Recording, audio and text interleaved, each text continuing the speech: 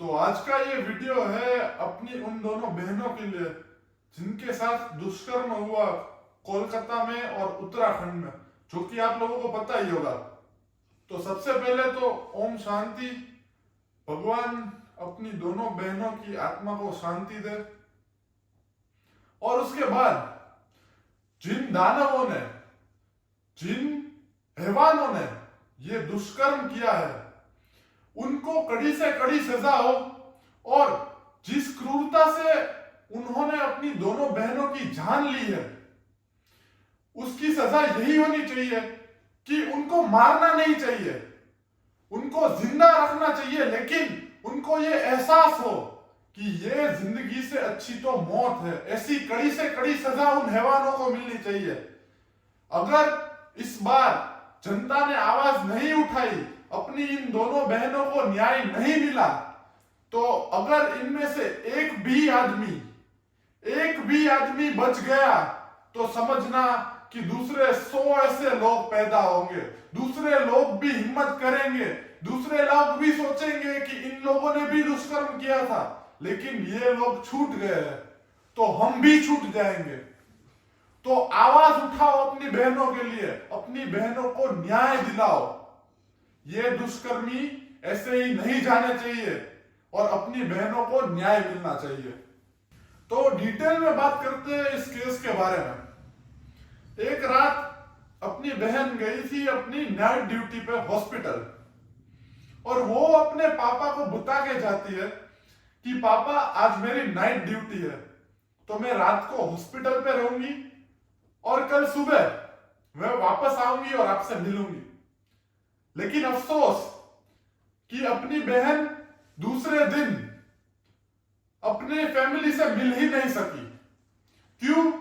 क्योंकि उस रात हॉस्पिटल में उसके साथ कुछ ऐसा बना जो सुन के किसी भी इंसान के रोंगटे खड़े हो जाएंगे। और अब दूसरी बात कि इस केस को एक सुसाइड अटेम्प्ट बताया जा रहा है। अभी आप समझिए कि अपनी जो बहन है उसकी बॉडी में से 150 मिलीग्राम सीमन मिला है। तो अगर आपको नॉलेज हो तो एक आदमी ज्यादा से ज्यादा 15 मिलीग्राम तक सीमन ही रिलीज कर सकता है, और उस बहन की बॉडी में से 150 मिलीग्राम सीमन मिला था। तो इसका साफ साफ मतलब यह है कि कम से कम 10 आदमी इस दुष्कर्म में शामिल थे। ये क्लियरली एक गैंग रेप है, ये कोई सुसाइड अटेम्प्ट नहीं है। ये सब बातें बनाई जा रही है कि इस लड़की ने सुसाइड अटेम्प्ट किया था। और एक बात कि जब उनके पेरेंट्स को अपनी बेटी की बॉडी मिली, तभी उनकी बेटी के सारे ही अंग पे इंजरीज थी। शरीर का कोई भी हिस्सा बाकी नहीं था कि जहां पे घाव ना हो। उनके पेरेंट्स ने यह भी बताया है कि उनकी बेटी की जो आंखों पे चश्मा था, वो चश्मा भी टूटा हुआ था, और उनके जो दोनों पैर थे वो पूरे फैले हुए थे, और जो पेल्विक एरिया के पास बोन आता है उस बोन में भी इंजरी थी। आप सोचो कि किस हद तक क्रूरता दिखाई गई है, किस हद तक इन दानवों ने दुष्कर्म किया है। तो इनको कड़ी से कड़ी सजा मिलनी चाहिए। और बाकी देशों में आप देखो, जहां पे भी कोई ऐसा दुष्कर्म हो, सऊदी अरेबिया में सारी बीच सभा में लोगों को बुला के उस आदमी का गला काट दिया जाता है, उसको भर सभा में मार दिया जाता है। इजिप्ट में जब भी इस चीज का पता चले, अगले ही दिन उस दुष्कर्मी को फांसी की सजा दी जाती है।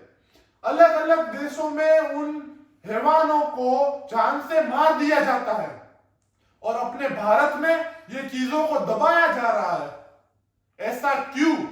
ये क्या चल रहा है अपने देश में? क्या सही मायनों में आपको लगता है कि अपना देश आजाद है? मुझे तो ये लगता है कि ये देश आजाद है सिर्फ मर्दों के लिए, बेटियों के लिए अभी भी अपना देश आजाद नहीं है। अपना देश बेटियों के लिए आजाद नहीं है। रात को आप ही सोचो कि क्या आप इसके बाद अपनी बेटी को, अपनी बहन को, अपनी मां को, क्या रात को आप अकेले सड़कों पे भेजोगे? क्या आप में है इतनी हिम्मत? नहीं, हम में से किसी में भी ये हिम्मत नहीं है और किसी में भी ये हिम्मत नहीं रहेगी, क्योंकि आज ये दुष्कर्म एक लड़की के साथ हुआ है और अगर किसी दूसरे में भी ये हिम्मत आ गई तो अगला नंबर किस लड़की का होगा ये किसी को भी मालूम नहीं है। एक बात ये भी बाहर आ रही है कि इस चीज में कोई पॉलिटिकल चीज पीछे आ रही है। ऐसा बताया जा रहा है कि ये जो लड़की थी उनको किसी एक इलीगल काम के बारे में पता लग चुका था, तो लोगों को ये डर था कि कहीं ये लड़की सारी चीजें बाहर ना लाए, उसकी वजह से लड़की के साथ दुष्कर्म किया गया है। और ऊपर से अभी लोग ये बोल रहे हैं कि ये एक सुसाइड अटेम्प्ट था। क्या आपको लगता है ये एक सुसाइड अटेम्प्ट था? नहीं, ये चीज को दबाने की कोशिश की जा रही है, ये चीज को नीचे दबाने की पूरी कोशिश की जा रही है। आप लोगों को यह भी पता होगा कि कई सालों पहले दिल्ली में निर्भया कांड हुआ था। उस कांड में भी एक आरोपी को छोड़ दिया गया था और वो आरोपी आज अपनी देश की सड़कों पे खुले आम घूम रहा है। तभी हमने एक आरोपी को छोड़ा था, तो आज दूसरे नए 10 आरोपी जन्मे हैं। अगर उस दिन वो एक आरोपी को भी सजा मिली होती तो आज ये दूसरे 10 ना जन्मते। और अगर ये 10 में से भी कोई भी 2 या 3 लोग भी बच गए तो आगे एक में से 10 लोग अभी यहां पे जन्मे हैं, तो 2-3 में से 20-30 आरोपी भी जन्म सकते हैं और ये दुष्कर्म कभी नहीं रुकेंगे। आप लोगों को भी पता है कि सोशल मीडिया की ताकत क्या है। जाओ सब लोग अपने सोशल मीडिया अकाउंट्स पे पोस्ट करो, we want justice, we want justice. और ऐसा नहीं है कि कोई भी पॉलिटिकल पार्टी भी सोशल मीडिया नहीं देखती है।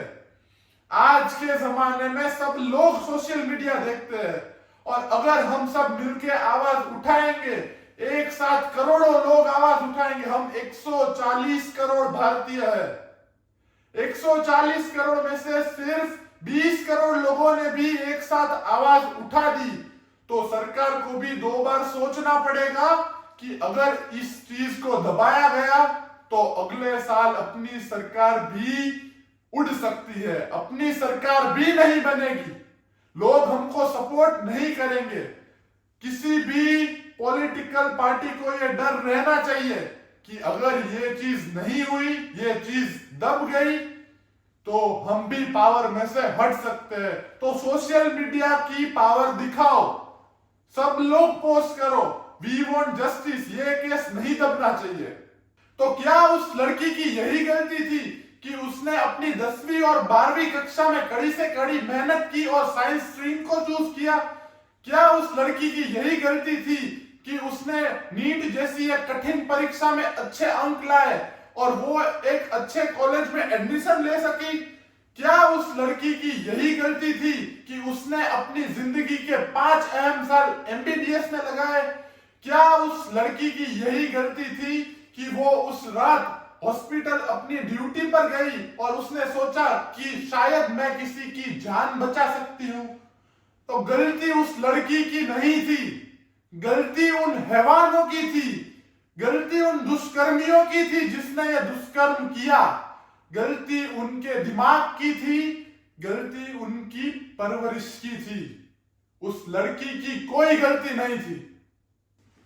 आशा रखता हूं कि आप लोग भी इस चीज के लिए खड़े रहेंगे। अगर आप कुछ भी ना कर सके तो इस वीडियो को जितना भी हो सके उतना शेयर करो। अपने जो भी इंस्टाग्राम अकाउंट है या कोई भी हैंडल्स है वहां पे जाके इस चीज के बारे में पोस्ट करो, जिससे ये चीज ज्यादा से ज्यादा लोगों तक फैल सके और ये चीज दबे ना। क्योंकि मुझे पता है कि ये चीज को दबाने की पूरी कोशिश की जाएगी, लेकिन हम अपनी देश की बेटियों के लिए खड़े रहेंगे तो अपनी बेटियों को जरूर इंसाफ मिलेगा। और अगर आज हम अपनी देश की बेटियों के लिए खड़े रहेंगे तो कल हमारी देश की बेटियां बेफिक्र होके रात को सड़क पे अकेले घूम सकेगी। आशा रखता हूं कि आप सब लोग भी इस चीज के लिए खड़े होंगे और ये चीज दबाई नहीं जाएगी। इसी के साथ जय हिंद, जय भारत। और मैं चाहता हूं कि आप सब लोग भी इस चीज के लिए खड़े रहो। तो जाओ और दिखाओ अपने देश की ताकत।